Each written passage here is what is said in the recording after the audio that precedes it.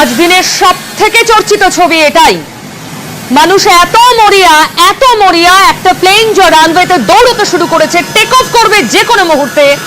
ইঞ্জিনের উপরে বসে রয়েছেন, প্রপলারের ভিতরে ঢুকে বসে রয়েছেন, চাকা ধরে রয়েছেন, কারণ তারা এই চলন্ত ট্রেনের সঙ্গে যেতে চান, এই প্লেনের সঙ্গে।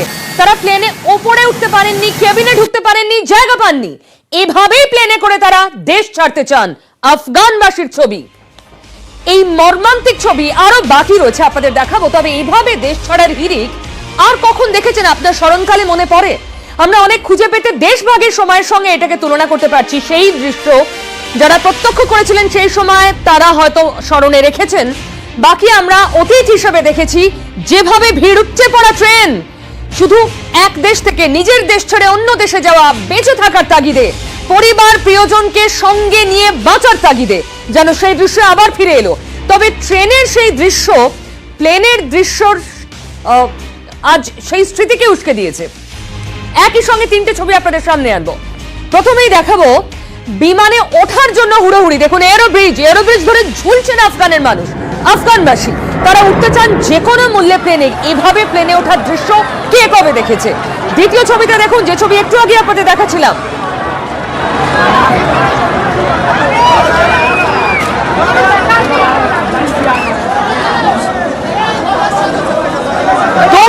দৌড়াচ্ছেন আফগানের মানুষ। একটা প্লেন যাচ্ছে মানে তাদের বেরিয়ে যেতে হবে। একটা প্লেন তাদের কাছে সব আশা ভরসার জায়গা। তারা কিভাবে জীবনের ঝুঁকি নিয়ে প্রপলারের ভিতরে ইঞ্জিনের মাথায় উঠে বসছেন। তৃতীয় ছবি অত্যন্ত মর্মান্তিক ছবি, দিনের সব থেকে মর্মান্তিক, হৃদয় বিদারক ছবি। যারা এইভাবে প্লেনে উঠে পড়েছিলেন, প্লেন আকাশে উঠতেই টপ টপ করে তারা পড়ছেন নিচে, মুড়ি মুড়কির মতো। প্রাণ যাচ্ছে মানুষের। সেই সমস্ত ছবি আরো একবার, প্লেনে ওঠার জন্য হুড়োহুড়ি। আজ কাবুল এয়ারপোর্টের ছবি, অভাবনীয়, অকল্পনীয় ছবি। মানুষ এভাবে উঠতে চাইছেন প্লেনে। কেন তারা আতঙ্কিত? কারণ তাদের দেশ তালিবানি শক্তির হাতে চলে গেছে, তাদের দেশের সরকার বদলেছে। সেই ছবি, প্লেনের সঙ্গে ছুটছেন মানুষ। কতটা বিপজ্জনক আপনারা জানেন? রানওয়ে দিয়ে প্লেন যখন দৌড়ায় টেক অফের আগে, তখন তার আশপাশে কারোর থাকার পারমিশন নেই। কিন্তু এই মানুষরা জীবনের ঝুঁকি নিয়ে বুড়ো আঙুল দেখিয়ে নিরাপত্তাকে এভাবে দৌড়চ্ছেন, ঝুলছেন প্লেন ধরে, কারণ তারা চান দেশ ছাড়তে। আরো এর পরের ছবিটা আপনাদের দেখাবো।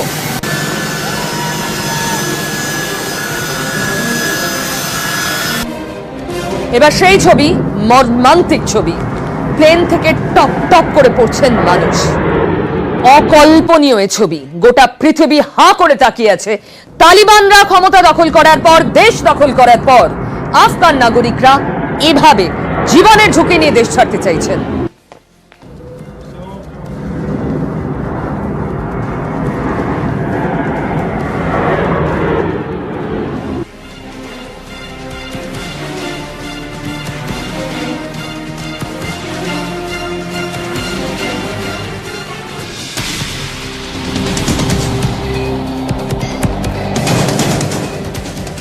মর্মান্তিক।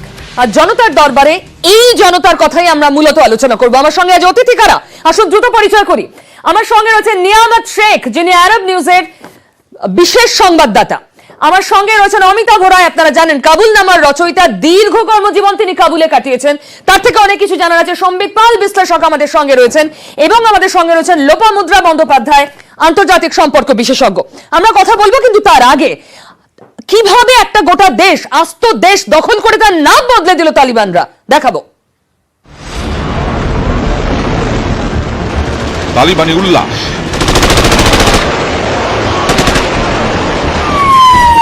প্রাণে বাঁচতে কাবুল ছাড়ার হিড়িক।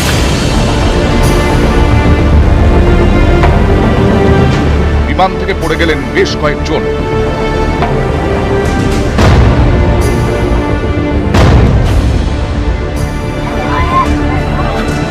প্রাণ বাঁচানোর দৌড়, বাড়ি ঘর সম্পত্তি সবটুকু ফেলে প্রাণটুকু হাতে নিয়ে দৌড়। সোমবার সকালে এটাই কাবুলের ছবি। গন্তব্য একটাই, কাবুল বিমানবন্দর।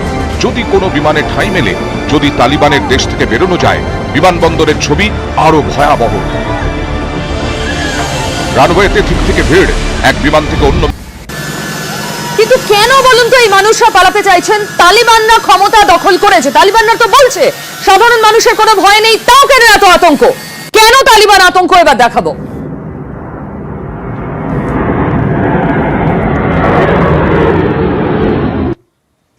I have never felt it to this extent, helpless, hopeless, disappointed, poor and miserable in my life.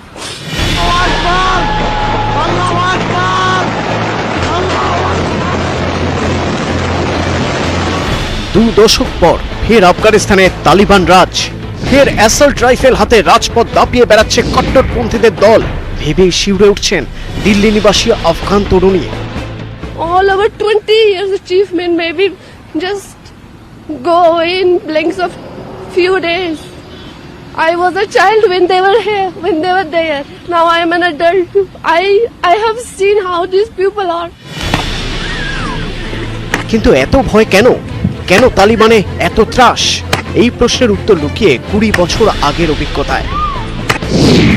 1996 থেকে 2001 পর্যন্ত তালিবান রাজ দেখেছে আফগানিস্তান। তালিবানকে দেখেছে, তালিবানের নির্যাতন ভুগেছে। তালিবান শাসনের নারী স্বাধীনতা একেবারে শূন্য। মেয়েরা কাজ করতে পারবে না, 10 বছর বয়স হয়ে গেলে স্কুলে যেতে পারবে না, পুরুষ আত্মীয় ছাড়া বাড়ির বাইরে বেরোতে পারবে না, শরীর ঢাকা পোশাক পরতে হবে, নিয়ম ভাঙলেই বেত্রাঘাত কিংবা আরো কঠিন শাস্তি, প্রকাশ্যে মৃত্যুদণ্ডের সাজাও হতে পারে। কাবুল দখলের পর তালিবান বার্তা দিয়েছে তারা নাকি বদলে গিয়েছে। সত্যি কি তাই? বাস্তব ছবি বলছে অন্য কথা। দখল প্রদেশে পা খোলা চপ্পল পরার জন্য সম্প্রতি এক তরুণীকে বেত মেরেছে তালিবান। বালক প্রদেশে গায়ের সঙ্গে সেটে থাকা পোশাক পরার জন্য খুন করা হয়েছে এক তরুণীকে। শুধু মহিলারা নন, তালিবানি শাসনে কড়া নজরে থাকেন পুরুষরাও।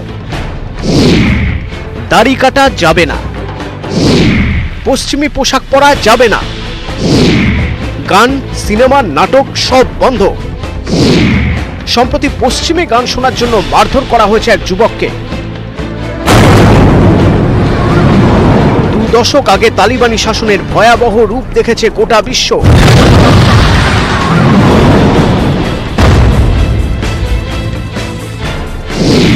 2001 সালে তারা বামিয়ান বুদ্ধ মূর্তি ধ্বংস করে। নারী স্বাধীনতা, যেটা প্রায় বিগত 2 দশক ধরে আফগানিস্তানের নারীরা বিশেষ করে যেই মুক্ত বাতাবরণের একটা অ্যাটমসফিয়ার পেয়েছিল, সেটা কোথাও গিয়ে আবারও ক্ষুণ্ণ হবে এবং আফগানিস্তানের মানুষ অত্যন্ত কষ্টে দিন যাপন করবে, এটাই অত্যন্ত দুঃখজনক। আফগানিস্তানের বাইরেও সন্ত্রাস চালিয়েছে তালিবান। 2012 সালে পাক তালিবানের ফতোয়া উপেক্ষা করে স্কুলে যাওয়ার জন্য গুলি খেতে হয় মালালা ইউসুফজাইকে। মালালার গলায় তাই উদ্বেগ। টুইটারে লিখেছেন, মহিলা এবং সংখ্যালঘুদের জন্য উদ্বিগ্ন, মানবাধিকারের কথা বলেন যারা তাদের জন্যও উদ্বিগ্ন। নিউজ 18 বাংলা। এবার আসুন সরাসরি আলোচনায় আসে। আমাদের প্রত্যেক অতিথিকে অনুরোধ, প্লিজ নিজেদের বক্তব্য সংক্ষিপ্ত রাখবেন। पहले मैं नियामत साहब आपसे पूछना चाहूंगी कि इमरान खान ने इनको बोला है कि ये बहुत ही अच्छा हुआ वो जो गुलामी के जंजीर ये तोड़ पाए इतने दिन बाद, तो ये इंडिया के लिए कितना खतरनाक हो सकता है? देखिए, जहाँ तक इमरान खान के स्टेटमेंट के ताल्लुक है तो इमरान खान का एक तसलसल के साथ एक मौक़िफ़ रहा है उसके जो अफगानिस्तान के ऊपर 2011 में 9/11 के हमलों के बाद जब इत्तेहादी अफवाज आए तो उसके बाद एक मुसलसल उनका मौक़िफ़ रहा है। और आज जो तालिबान ने जो फतवात हासिल की और जिस तरह की है तो उसके बाद पूरी दुनिया हैरान है। खुद अमेरिका हैरान है, पाकिस्तान भी हैरान है। इवन जो कल मुल्ला बिरादर का जो स्टेटमेंट था उसके भी उन्होंने भी हैरानी का इज़हार किया कि उनको भी यकीन नहीं था कि इतनी जल्दी फतवात चल जाएंगी। तो ये उसको लेते हुए उन्होंने ये स्टेटमेंट जारी किया। लेकिन ये इंडिया के लिए कितना खतरनाक हो सकता है इसको जरा देखना पड़ेगा। मतलब अगर आप देखे हैं तो जो अफगान तालिबान है ये उस वक्त के तालिबान जब 9/11 नहीं हुआ था, जब अमेरिका नहीं आया जी। था, और आज के तालिबान में जमीन आसमान के फर्क के इसमें 2 दहाइयां गुजर चुकी है। अब दूसरे कि तालिबान के साथ तो जो हमारा इंटरेक्शन रहा है, जितना हम जानते हैं, और मुख्तलिफ मौके पर डिस्कशन होती रही है मुख्तलिफ सोर्सेज से, तो अफगानिस्तान के जो तालिबान है उनकी एक बहुत स्टेटेड पॉलिसी है। आपने पर ये देखा होगा पॉलिसी है जब वो- क्या, मैं समझना चाहूंगी, प्लीज बने रहिए हमारे साथ। ইমরান খানের বক্তব্য শোনাবো আমাদের দর্শকদের, তিনি কি বলেছেন শুনুন। ज़हनी गुलामी की जंजीरें तोड़ना ज्यादा मुश्किल होता है। जो अभी अफगानिस्तान में गुलामी की जंजीरें तो तोड़ दी उन्होंने, ज़हनी गुलामी की जंजीरें तोड़ना ज्यादा मुश्किल होता है। जो अभी अफगानिस्तान में गुलामी की जंजीरें तो तोड़ दी उन्होंने। আমাদের সঙ্গে আন্তর্জাতিক সম্পর্ক বিশেষজ্ঞ আছেন, আমি লোপামুদ্রা আপনার কাছে জানতে চাইবো, ইমরান খান তিনি সমর্থন করছেন, অনেকেই মনে করেন ইমরান তখতে বসেছিলেন তালিবানি সাহায্য নিয়ে, হয়তো এটা তার কোথাও একটা কম্পালশন, কিন্তু যে সাধারণ তালিবানিরা দৌড়চ্ছেন, প্রাণ ভয়ে পালানোর চেষ্টা করছেন জীবনের ঝুঁকি নিয়ে, এখানে তো কোথাও কোনো নজির নেই যে তারা মুক্ত হয়েছেন, সেই অনুভূতি তাদের আছে। হ্যাঁ, আপনি একদম বলছেন যে তারা যে মুক্ত নয়, এটা তো আমরা পরিষ্কারই দেখতে পাচ্ছি। এবং তারা ভিন্ন ভিন্ন প্রকারে দেশ ছাড়ার চেষ্টা করে। এবং একটু আগেই আমি দেখলাম, লোপামুদ্রা আপনার অডিওতে কোনো সমস্যা হচ্ছে, আমি যান্ত্রিক ত্রুটি সারানোর চেষ্টা করছি, আমি আবার আসবো। আমি একই কথা সম্বিতের কাছে জানতে চাইবো। সম্বিত, হ্যাঁ, যে এই তালিবান যে ফিরে আসলো, তারা দাবি করছে যে তারা একই রকম নয়, কিন্তু তারা হয়তো এই আন্তর্জাতিক স্বীকৃতি পাওয়ার জন্য কিছু কিছু চেঞ্জেস করবে। হয়তো মহিলাদের কিছু কিছু প্রতিনিধিত্ব থাকবে সরকারি অফিসে, কাবুলের মতো শহরে হয়তো মহিলারা ঘুরতে পারবেন স্বাধীনভাবে কিছুটা হলেও, কিন্তু কাবুলের বাইরে যে শহরগুলো রয়েছে, যে প্রদেশগুলো রয়েছে, সেইখানে কি অবস্থা হবে সেইটাই ভয়ঙ্কর ভাবে মানুষের মনে উঠে আসছে। এবং সেইখানেই যে পূর্ব অভিজ্ঞতা, সেইটা খুব ইম্পর্টেন্ট। এই যে মানুষ দেশ ছেড়ে পালানোর চেষ্টা করছে, তার কারণই হচ্ছে যে তাদের এই অভিজ্ঞতা রয়েছে এবং তারা আতঙ্কের মধ্যে রয়েছেন। এবং তার থেকেও বড় কথা হচ্ছে যে এই যে বিভিন্ন প্রদেশগুলো রয়েছে, সেখানকার যে ওয়ার্ল্ড লর্ডস রয়েছে, তারা এখন তালিবানের সঙ্গে মিশে যাচ্ছে। তাদের ভূমিকাও কিন্তু পাল্টে যাবে। এতদিন ধরে তারা যে ভূমিকা নিয়ে এসেছিল, সেইটা কিন্তু একদম পাল্টে যাবে। এবং যে কারণেই কাবুলের পতন হলো এবং যে কারণে তালিবান কাবুল পর্যন্ত পৌঁছতে পারলো খানিকটা বিনা রক্তপাতেই, তার কারণই হচ্ছে এই ওয়ার্ল্ড লর্ডসরা কিন্তু তালিবানদের পক্ষ নিয়ে নিল বা তাদের কাছে একদম, কিন্তু সেটার কারণটা কি? এবং অদ্ভুতভাবে প্রায় 1000 কিলোমিটার দূরে কাবুল যখন তালিবানের হাতে যাচ্ছে, তখন দিল্লি কাঁপছে কেন? দিল্লির ভয়ের জায়গাটা কোথায়, আসুন দেখি।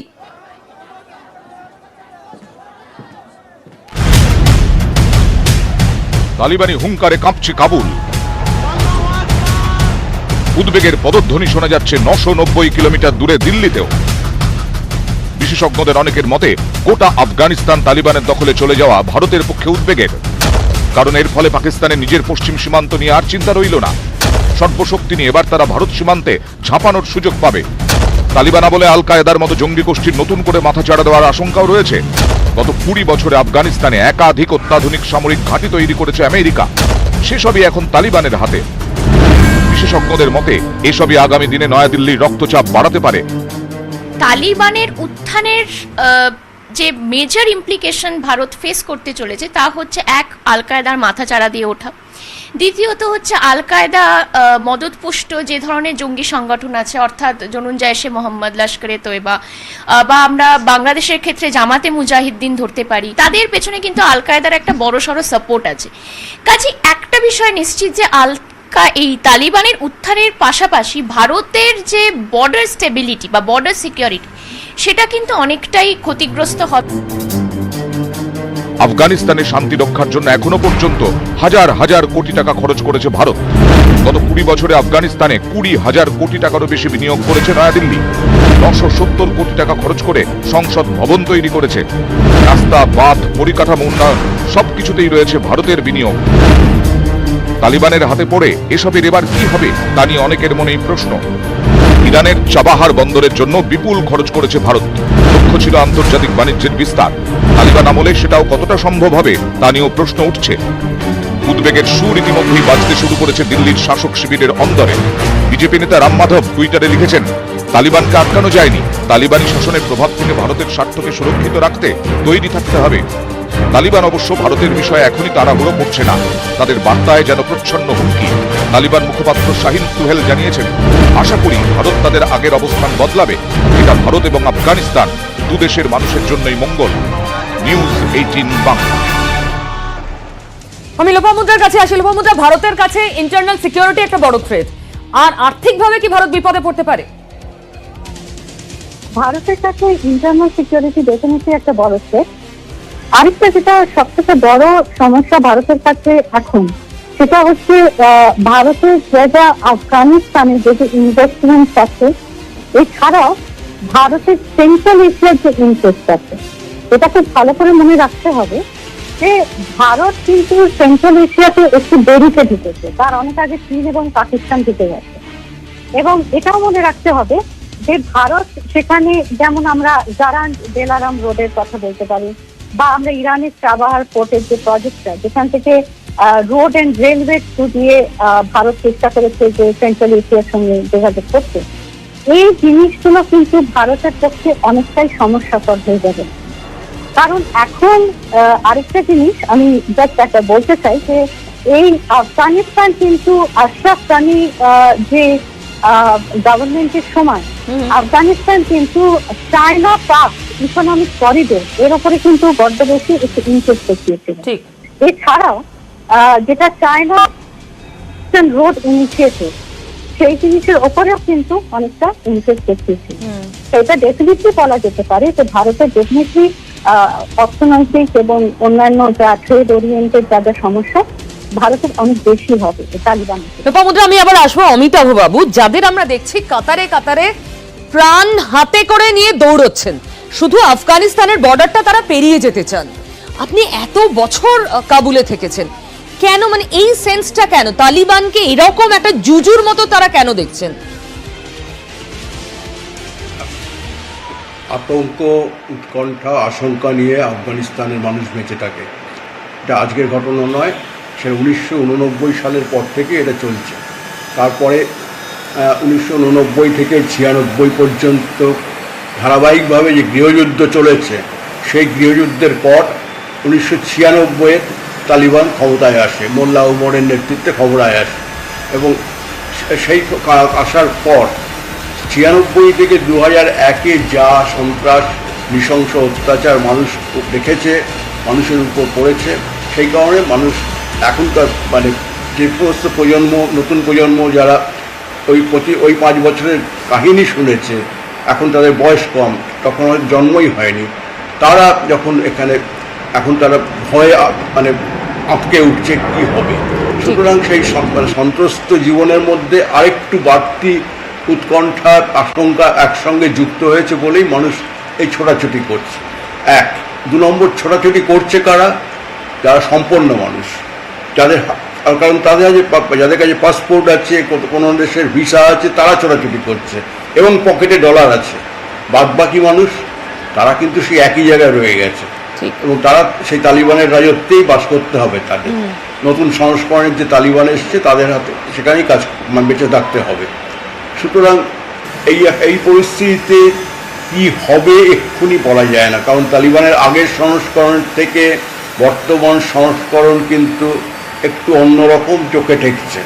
কারণ আগের সংস্করণ কিন্তু পুরোপুরি মানে বিভিন্ন ওয়ারলর্ড গোষ্ঠী নেতারা নিজেদের মধ্যে যুদ্ধ করতে করতে, লড়াই করতে করতে, গুলি গোড়া চালিয়ে যে বেঁচে থাকলো সে বেঁচে থাকলো, যে মারা গেল মারা গেল। সেই অবস্থায় তারা মানে দেশের মানে কোনো বাড়ি ঘর থেকে শুরু করে স্কুল, ইউনিভার্সিটি, কোথাও বুলেটের ছাপ নেই এমন জায়গা ছিল না। এখন কিন্তু নতুন যে মানে এইবার যেভাবে এসছে তারা, প্রথমেই দেখুন তারা সীমানা থেকে রওনা দিল, উত্তরে তুর্কমেনিস্তান, উজবেকিস্তান, তাজিকিস্তান। আমরা বলতেই পারি একদম এই প্রভিন্সগুলো জিততে জিততে গেছে। আমি অমিতাভ বাবু আপনাকে একটু বিরত করছি। নতুন দায়িত্ব নিল কে? বারাদার। এই বারাদার কে? আসুন দেখি।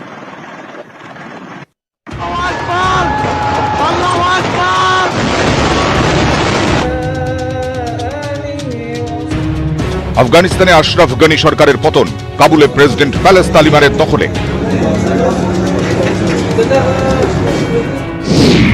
নতুন আফগান প্রেসিডেন্টের দৌড়ে এগিয়ে তালিবান কমান্ডার মোল্লা আব্দুল গনি বারাদার। আফগানিস্তানে তালিবানের সহ প্রতিষ্ঠাতা, তালিবানের দ্বিতীয় শীর্ষ নেতা, তালিবান প্রধান মৌলভী হিবাতুল্লাহ আখুনজাদার রাজনৈতিক সহকারী। 2010 সালে ফেব্রুয়ারি মাসে আইএসআই ও সিআই এর হাতে আটক। 2018 সালে 24 অক্টোবর আমেরিকার কথায় মুক্তি পান। 1996 থেকে 2001 সালে আফগানিস্তানে তালিবান শাসন। সেই সময় তালিবানের সহ প্রতিরক্ষা মন্ত্রী ছিলেন বারাদার। তালিবানের সেনা প্রধানেরও দায়িত্ব সামলেছেন। নিউজ 18 বাংলা। সম্মিত, এই প্রশ্ন তো অবশ্যই আসে, আমেরিকা যেখানে ফোর্স পাঠিয়ে রেখেছিল বছরের পর বছর, এইভাবে আস্তে আস্তে খবর হচ্ছে তালিবান দখল করছে কাবুল থেকে 50 কিলোমিটার দূরে, 40 কিলোমিটার দূরে। আমেরিকা কিচ্ছু করলো না, কার্যত বিনা যুদ্ধে ছেড়ে দিল, কেন? আমেরিকা তখন আর কিছু করার নেই, কারণ আমেরিকার যে উদ্দেশ্য নিয়ে আফগানিস্তানে এসেছিল, যে মূলত যে উদ্দেশ্য দুটি নিয়ে এসেছিল, এক নম্বর হচ্ছে যে বিন লাদেনকে খতম করা, তালিবানের শক্তিকে হ্রাস করা এবং আমেরিকাকে নিজেকে প্রোটেক্ট করা। কারণ প্রত্যেকটি বিদেশ নীতির লক্ষ্যই হচ্ছে নিজের স্বার্থ রক্ষা করা। আমেরিকা কখনোই আফগানিস্তানকে একটা মডার্ন স্টেট হিসেবে তৈরি করার জন্য যথেষ্ট চেষ্টা করেনি।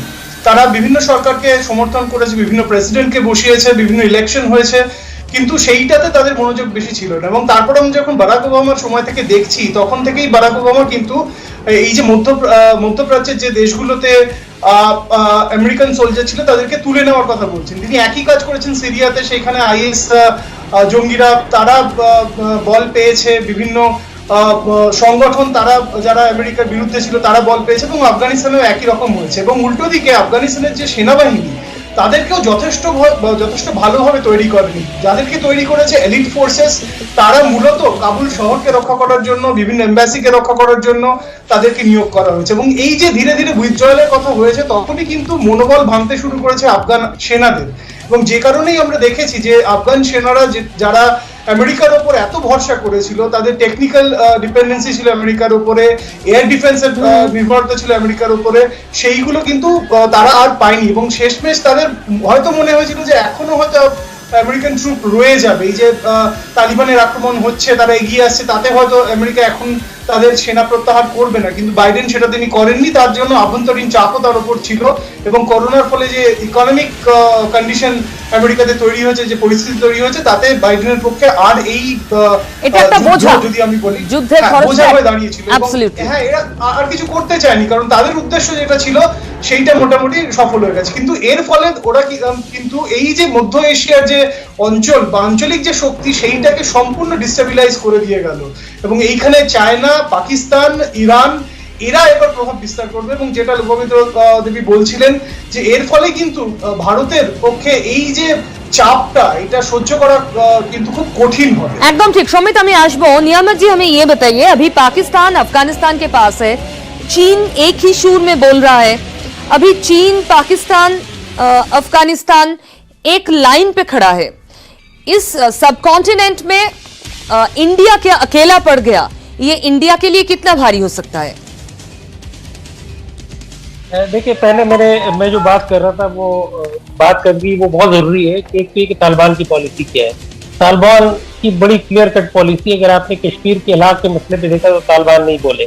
हालांकि पाकिस्तान के लोगों को ये एक्सपेक्ट कर रहे थे कि तालिबान इसकी कोई स्टेटमेंट देंगे, इसलिए कि तालिबान की टोटल पॉलिसी ये वो नॉन इंटरवेंशन की है, और किसी और मुल्क में ये वो दखल अंदाजी की वो कायल नहीं है। लेकिन इसके बावजूद आप देखिए, अगर इंडिया कोई आगे कुछ भुगतना पड़ता है, जैसे आप कहती है, तो वो इंडिया का मतलब आपने किस पे वो लगाया।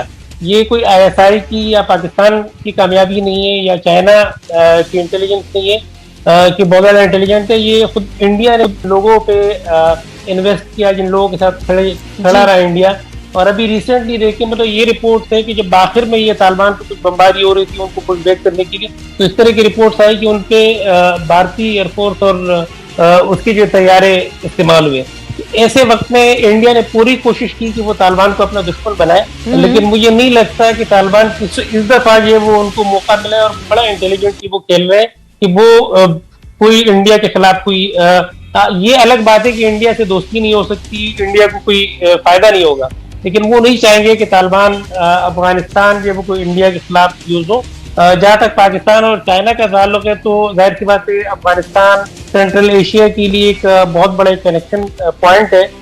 सीपेक को लेके इसकी बड़ी इंपॉर्टेंस है, तो पाकिस्तान और चाइना को तालिबान से फायदा हो सकता है और वो होगा, लेकिन वो इंडिया को कैसे नुकसान हो सकता है वो मुझे अभी नजर नहीं आ रहा। हाँ ये है, इंडिया ने पूरी कोशिश की है कि वो खित्ते में जो अपना मुकाम है उसको जो वो कमजोर करें, और वैसे भी इंडिया की जो ओवरऑल पॉलिसी अगर हम देखें तो जितने नीबर्स है इंडिया के, अगर आप ईस्ट में देखें, नॉर्थ में देखें या वेस्ट में देखें, तो उसने हमेशा जो अपने नीबर्स के साथ जो वो बिगाड़ी है।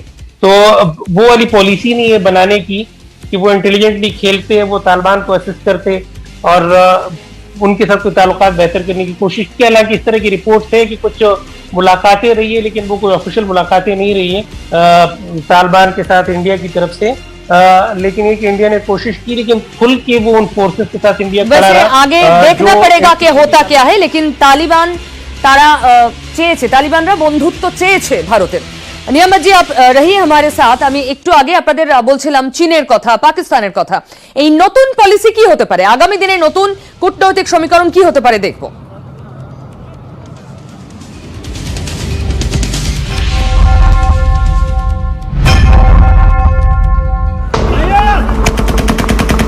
এক মাসে আফগানিস্তান দখল, ঝড়ের গতিতে এগিয়েছে তালিবান। গোটাটাই কি নিজের ক্ষমতায় নাকি পিছনে অন্য কেউ? প্রশ্নটা উঠছে শুরু থেকেই। তা আরো জোরালো হয়েছে তালিবান কাবুল দখল করতেই যেভাবে আসরে নেমে পড়েছে চীন, পাকিস্তান। গোটা বিশ্ব যখন উদ্বিগ্ন, তখন পাক প্রধানমন্ত্রী ইমরান খান দাবি করছেন তালিবানের হাতেই নাকি আফগানিস্তানের দাসত্ব মুক্তি। ज़हनी गुलामी की जंजीरें तोड़ना ज्यादा मुश्किल होता है। जो अभी अफगानिस्तान में गुलामी की जंजीरें तो तोड़ दी उन्होंने। পাকিস্তানের বন্ধু চীনও পিছিয়ে নেই, তারাও জানিয়ে দিয়েছে আফগানিস্তানের সঙ্গে বন্ধুত্বকে আরো গভীরে নিয়ে যেতে তারা প্রস্তুত। শুরু থেকেই তালিবানের উত্থানের পিছনে চীনা মদতের অভিযোগ করছে বিশেষজ্ঞদের একাংশ। সম্প্রতি বেজিং এ গিয়ে বৈঠক করে আসেন এক তালিবান শীর্ষ নেতা, তাতে জল্পনা আরো জোরালো হয়। অনেকেই দাবি করেন উইঘুর সমস্যায় নাক গলাবে না, এই শর্তে তালিবানের সঙ্গে সমঝোতা হয়েছে চীনের। সরকারিভাবে অবশ্য কোনো পক্ষই তা স্বীকার করে না। চীনের সঙ্গে সুসম্পর্ক রাশিয়ার, দূতাবাসের মাধ্যমে তালিবানের সঙ্গে যোগাযোগ করার চেষ্টা করছে মস্কো। আফগান মানচিত্রে যত সামনে আসছে চীন, ততই পিছনে চলে যাচ্ছে আমেরিকা। 2001 সালে টুইন টাওয়ারে হানা দেয় লাদেন বাহিনী, সেই লাদেনকেই আশ্রয় দেয় আফগান তালিবান। বদলা নিতে আফগানিস্তানে মার্কিন বাহিনী, সেই শুরু, যার শেষ 2021-এ গোপন নথি পুড়িয়ে দলবল নিয়ে আফগানিস্তান ছাড়ল আমেরিকা। 20 বছরে $2 লক্ষ কোটি আফগানিস্তানে খরচ করেছে আমেরিকা, কিন্তু কাজের কাজ কিছুই হলো না। তালিবান শেষ হলো না, আফগানিস্তানে গণতন্ত্র প্রতিষ্ঠা হলো না, আফগান সেনাবাহিনীও ঠিকভাবে প্রশিক্ষিত হলো না। তাহলে 20 বছর ধরে আমেরিকা করল কি? কেনই বা এভাবে সেনা সরালো তারা? এবার আফগানিস্তানে কি হবে সে দায়ও নিচ্ছে না মার্কিন সরকার। তাই আমেরিকার ভূমিকা নিয়ে প্রশ্ন পশ্চিমী দুনিয়াতেও। নিউজ 18 বাংলা। কাবুলবাসী ভাবে উড়ন্ত প্লেন থেকে টপ টপ করে পড়ছেন দেখে সত্যি মন খারাপ হয় বাংলার, কারণ বাংলার সঙ্গে কাবুলের তো অন্য সম্পর্ক। কাবুলিওয়ালার নোট মনে আছে আপনার? দেখাবো একটা ব্রেকের পর, সঙ্গে থাকুন। হঠাৎ মিনি আগডুম বাগডুম খেলা রাখিয়া জানালার ধারে ছুটিয়া গেল এবং চিৎকার করিয়া ডাকিতে লাগিল, কাবুলিওয়ালা, ও কাবুলিওয়ালা। সেই কাবুল কাঁপছে তালিবানি শাসনের ভয়ে, তালিবানি সন্ত্রাসের আতঙ্কে। এই কাবুলকে বাঙালি চিনেছে প্রকৃতির সৌন্দর্যে, চলমান বর্ণনায়, একদম ঘরে বসে। ঘুমের ঘোরে ঘুরে এসেছে খাইবার পাস। মনে পড়ে যায় সৈয়দ মুজতবা আলীর কলমে কাবুল, দেশে বিদেশে।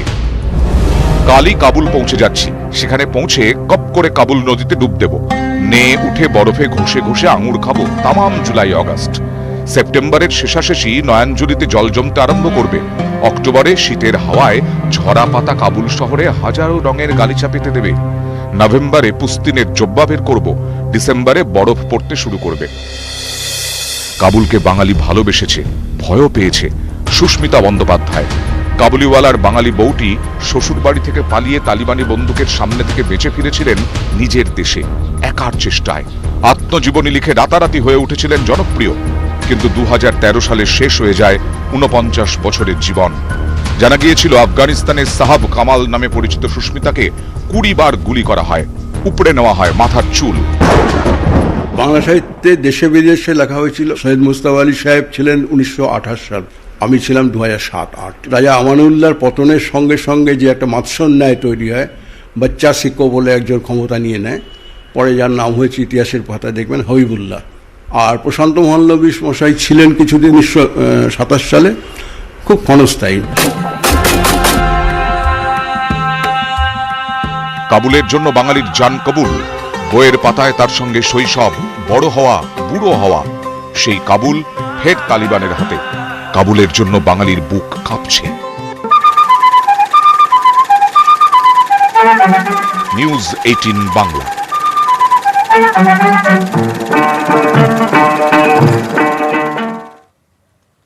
আমি খুব সংক্ষেপে অমিতাভ বাবুর কাছে আসবো। আপনি দীর্ঘদিন প্ল্যানিং কমিশনের উপদেষ্টা হয়ে কাবুলে কাজ করেছেন। আজকে কাবুলের যে ছবি আমরা দেখছি, হাহাকার দেখছি, আপনার দেখা কাবুল, দুটোর মধ্যে নিশ্চয়ই বিস্তর ফারাকও রয়েছে। কাবুল কি এরপরে শুধু বুলেটের চিহ্নে ক্ষতবিক্ষত চেহারাটাই আমাদের সামনে রাখবে? আমরা যখন ছিলাম সেই সময় আমরা আগের স্মৃতিচিহ্ন, মানে 1996 থেকে 2001 পর্যন্ত যে ঘটনা ঘটে গেছে তার ছবি দেখেছি। প্রতিটি বাড়িতে বুলেটের ছাপ। কিন্তু মানুষের চলাফেরা ভীষণ সতর্কভাবে করতে হতো। 1 নম্বর সন্ত্রাস তো ছিলই, তালিবানি সন্ত্রাসের সম্ভাবনা, যে কোনো সময় আত্মঘাতী বোমা, যে কোনো সময় বিস্ফোরণ হয়। পাশাপাশি আইস্যাফ সম্পর্কেও, আইস্যাফ মানে ইন্টারন্যাশনাল সিকিউরিটি অ্যাসিস্ট্যান্স ফোর্স, যেটা আমেরিকা নিয়ন্ত্রণ করত, সেই আইস্যাফের বাহিনীকেও মানুষ ভয় পেত। অর্থাৎ সন্ত্রাসটা কিন্তু আফগানিস্তানের মানুষের মনের মধ্যে একবারে গেঁথে গেছে, তাই সেটাকে নিয়েই তারা বাস করছে। সেই সন্ত্রাসের বাইরে তারা মানে মানুষ কি স্বপ্ন দেখেননি কখনো? যখন ন্যাটো নিয়ন্ত্রণ করতো আফগানকে, তখনও কি মানুষ স্বপ্ন দেখেননি তুলনামূলক স্বাধীনতা, তারা একটু বেটার লাইফের? নিশ্চয়ই, সে তো নিশ্চয়ই। তারা ফুটবল খেলছে, ক্রিকেট খেলছে, মেয়েরা ফুটবল খেলছে, এই সমস্ত ঘটেছে। সিনেমা হল খোলেনি ঠিকই, নাটকের ব্যবস্থা হয়েছে, নাটকগুলো শুরু হয়েছিল, কিন্তু সব সময় একটা মনের মধ্যে আতঙ্ক, না জানি কি হয়। কারণ কেউ জানে না যে আমার বাড়ির ছেলেটাকে কাল রাত ভোর রাতে তালিবান এসে তুলে নিয়ে যাবে না আত্মঘাতী বোমা বানানোর জন্য। এই চিন্তা করতে করতে তার দিন শেষ হয়ে যায়। প্রথমত তো তাদের বাড়িতে খাওয়ার জল নেই, খাবার জলটা কোথার থেকে আসবে, নর্দমা পরিষ্কার হবে কিনা কেউ জানে না। তারপরে বিজলির অবস্থা আরও খারাপ, মানে বিদ্যুতের অবস্থা এত খারাপ, মানে চিন্তাই করতে পারা যায় না। কাবুল শহরে 3% বাড়িতে বিদ্যুতের মানে ব্যবস্থা আছে, বিদ্যুৎ আসে, কতক্ষণ থাকে কেউ জানে না। সেই এইরকম একটা অবস্থা, দারিদ্র নিপীড়িত এবং যুদ্ধদীর্ণ একটা দেশ, এবং সেখানে সেটা কি আরো গভীর অন্ধকারে চলে গেল? এই প্রশ্নটা অবশ্যই উঠছে অমিতাভ বাবু, আমরা জানি না। তবে মানুষের হাহাকারটা বন্ধ হোক, এটাই আমাদের একমাত্র প্রার্থনা। রাষ্ট্রপুঞ্জে বৈঠক হচ্ছে, খুব গুরুত্বপূর্ণ বৈঠক। এস জয়শঙ্করের নেতৃত্বে আমাদের নজর সেদিকে থাকবে। আফগানিস্তান নিয়ে ভারতের কি অবস্থান হয় এবং শেষ পর্যন্ত পরিস্থিতি কোন দিকে যায়। আপাতত আমরা অন্য একটা বিষয়ের দিকে আপনাদের নজর ফেরাবো। আমাদের সঙ্গে উপস্থিত সমস্ত অতিথিদের ধন্যবাদ জানিয়ে, আজ খেলা হবে দিবস আপনারা জানেন, তৃণমূলের খেলা হবে যে কর্মসূচি, তার পাল্টা বিজেপির পশ্চিমবঙ্গ বাঁচাও কর্মসূচি, যার জন্য ধুমধুমার রানী রাসমণি চত্বর। একদিকে খেলা হবে যেখানে নেতা মন্ত্রীরা সবাই খেলছেন, ফুটবলে লাথি মারছেন, অন্যদিকে বিজেপির ধুন্ধুমার।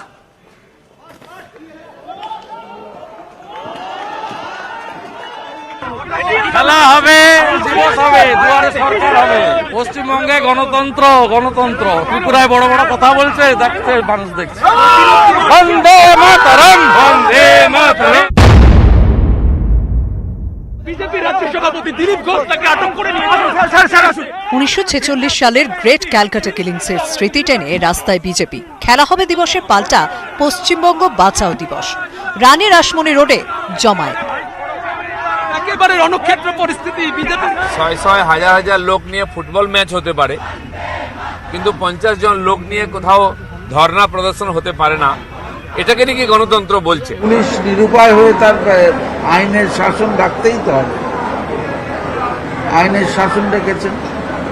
আর ওনারাও ছবি তুলতে সুযোগ পেয়েছেন, ওনাদের সংগঠন তো কিছু নেই।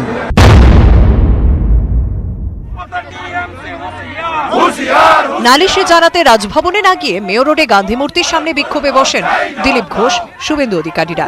বিজেপি সূত্রে খবর, দিলীপ ঘোষের আপত্তিতে রাজভবন যাওয়ার পরিকল্পনা বাতিল করা হয়। আমাদের রাজ্য সভাপতি বলেছেন রাজ্যপাল জানেন সবকিছুই, নতুন করে নালিশ জানানোর কোনো প্রয়োজন নেই, উনি জানেন, প্রয়োজনে পরে আমরা কথা বলবো। মেয়র রোড থেকে দিলীপ ঘোষ, শুভেন্দু অধিকারীদের গ্রেপ্তার করা হয়। গ্রেপ্তার হন প্রাক্তন কেন্দ্রীয় মন্ত্রী দেবশ্রী চৌধুরীও। লালবাজারে সেন্ট্রাল লকআপে নিয়ে যাওয়া হয় বিজেপি নেতা কর্মীদের।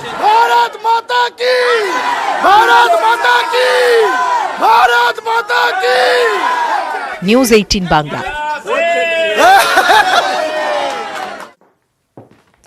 আসুন, এই সরগরম রাজনীতি নিয়ে আমার সঙ্গে এই পর্যায়ে যারা আছেন পরিচয় করি। এই মুহূর্তে বিজেপি ত্রিপুরার মুখপাত্র সুপ্রিয় চক্রবর্তী আমার সঙ্গে আছেন, সুপ্রিয় চন্দ আমার সঙ্গে আছেন, তৃণমূল কংগ্রেস নেতা, এবং সম্বিত পাল আগে থেকে আমাদের সঙ্গে ছিলেন, রাজনৈতিক বিশ্লেষক।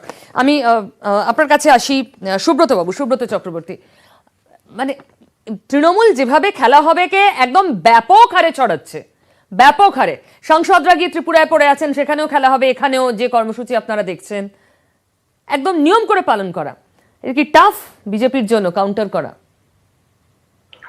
দেখুন, প্রথম বিষয় হচ্ছে যে ত্রিপুরায় যে খেলা হবে স্লোগান দিচ্ছে, বা পশ্চিমবঙ্গে যে খেলা হবে স্লোগান দিচ্ছে, বেছে নিয়েছে ওরা 16ই আগস্ট দিনটাকে, যেটা গ্রেট ক্যালকাটা কিলিংস ডে হিসেবে পরিচিত, যেখানে কলকাতার বুকে রক্তাক্ত হয়েছিল, 5000-এর উপর মানুষকে খুন করা হয়েছিল, 10,000-এর মতন মানুষকে ধর্ষণ করে এদের ইজ্জত লুণ্ঠন করা হয়েছিল, আমাদের মায়েদের, বোনেদের গৃহদাহ থেকে শুরু করে ধর্মান্তকরণ থেকে শুরু করে সমস্ত রকম যে সোহরাবর্দীর একটা রাজত্ব ছিল, সেই সময়ে শাসক ছিলেন সোহরাবর্দী 1946 সালের 16ই আগস্ট। সেই শাসনটাকে পশ্চিমবঙ্গে তৃণমূল আবার কায়েম করেছে। এবার নির্বাচনের সময় থেকে শুরু করে আজকের দিন অবধি সেই রকম একটা দুঃসহ শাসন ব্যবস্থা এখানে কায়েম করেছে। এখন আমি একটু ইন্টারাপ্ট করি আপনাকে, আপনি সুস্মিতা দেবের কথা আমাদের আজ উল্লেখ করতেই হবে। তিনি তৃণমূলে জয়েন করলেন, কিন্তু কেন তৃণমূলে? তার উদ্দেশ্য অবশ্যই ত্রিপুরার দিকে তাকিয়ে। আমি আসবো এক্ষুনি। সম্বিত, আপনার কি মনে হয় ত্রিপুরার কথা মাথায় রেখেই সুস্মিতা দেবকে দলে এন্ট্রি নেওয়ানো? হ্যাঁ, ত্রিপুরার কথা এবং গোটা উত্তর পূর্বেই যে প্রভাব বিস্তার করার চেষ্টা করছে তৃণমূল, সেটার কথা মাথায় রেখে, এবং এটা মনে রাখতে হবে সুস্মিতা দেব হচ্ছেন শিলচরের মানুষ, সন্তোষ মোহন দেবের কন্যা, এবং সন্তোষ মোহন দেবের সঙ্গে মমতা বন্দ্যোপাধ্যায়ের সম্পর্ক কিন্তু খুবই গভীর ছিল, এবং শিলচরে একটা বাঙালি বেসও রয়েছে। কাজেই সবটাই প্রভাব বিস্তার করার জন্যই আমার মনে হয় যে সুস্মিতা দেব, এটা কতটা শক্ত একটা পিচ বিজেপির জন্য তৈরি করতে পারবে এই সুস্মিতা দেবকে সামনে রেখে তৃণমূল কংগ্রেস, আপনাদের দেখাবো ব্রেকের পর।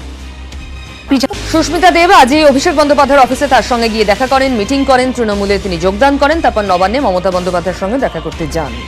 সুস্মিতা দেব কতটা কঠিন চ্যালেঞ্জের মুখে আপনাদের ফেলবে, এই কথা অস্বীকার আপনারা করতে পারবেন না সুব্রত বাবু। তৃণমূল অনেক আগে থেকে অনেক আটঘাট বেঁধে, এমনকি একটা মুখ সামনে রেখেও তারা চাইছেন আপনাদের বিরুদ্ধে মাঠে নামতে। দেখুন, সুস্মিতা দাসের কথা যে সুস্মিতা দেবের কথা যে বলছেন, সুস্মিতা দেবের পিতা সন্তোষ মোহন দেব এই রাজ্যে সন্ত্রাস মোহন দেব নামে পরিচিত। সেটা আপনারা হয়তো জানেন না, সেটা আমরা দেখেছি। ওই সময়টা আমি স্কুল লাইফে ছিলাম, তখন থেকে আমি জানি বিষয়টা। এবার দ্বিতীয় হচ্ছে টিএমসি। বিষয়টা কি? টিএমসি তো এখন হয়ে গেছে সেই স্বৈরতান্ত্রিক দল, যেখানে গণতন্ত্রের কোনো বিষয় নেই, torture, murder and corruption party. এটা হচ্ছে আস্থা রেখেছেন, যেটা বাংলার মানুষ আস্থা রেখেছেন না, বাংলার মানুষকে কিভাবে বিভ্রান্ত করেছেন আর কিভাবে টর্চার করা হয়েছে, সেটা নির্বাচনের মানে রেজাল্ট ঘোষণার পর মন্ত্রিসভা গঠন পর্যন্ত সমস্ত তথ্য আপনারাই দেখিয়েছেন, চিত্র আপনারাই দেখিয়েছেন। কতজন খুন হয়েছে, 1 লক্ষের উপর মানুষ পশ্চিমবঙ্গ ছাড়া হয়েছে।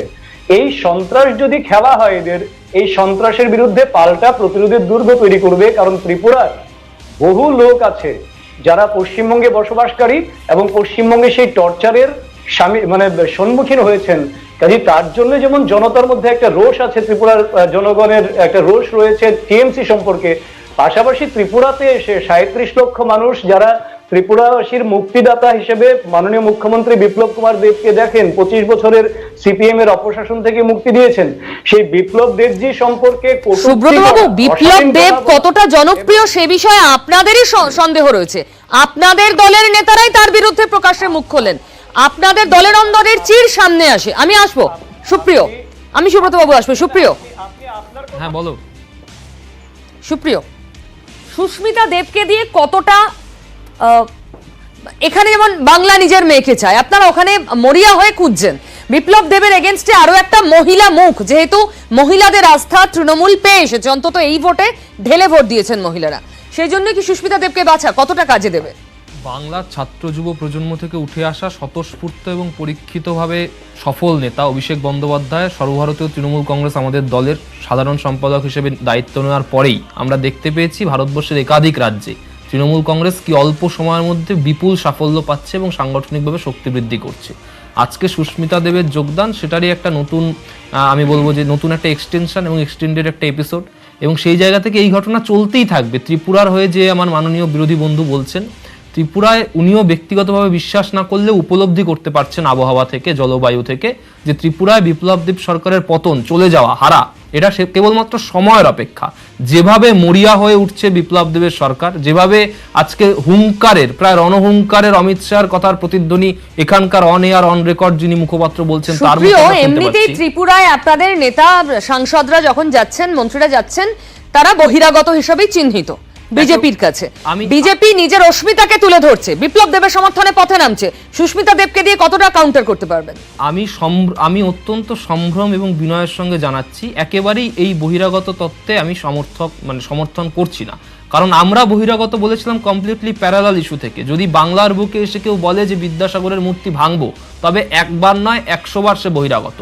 ত্রিপুরার মাটিতে গিয়ে যদি কেউ বলে যে মা ত্রিপুরেশ্বরী মন্দিরকে আমি মানি না, তাহলে একবার নয় 100 বার সে বহিরাগত। কিন্তু ত্রিপুরার মাটিতে গিয়ে মা ত্রিপুরেশ্বরী মন্দিরে কেউ পুজো দিতে গেলে, সেই পুজো দেওয়ার জন্য যিনি যাচ্ছেন তার গাড়িতে যখন কেউ ডান্ডা মারে, তখন আমাদের একবার নয় 99 বার প্রশ্ন করতে হবে যে সে কি ত্রিপুরার মাটির আপনজন, সে কি ত্রিপুরার মাটির নিজের দল।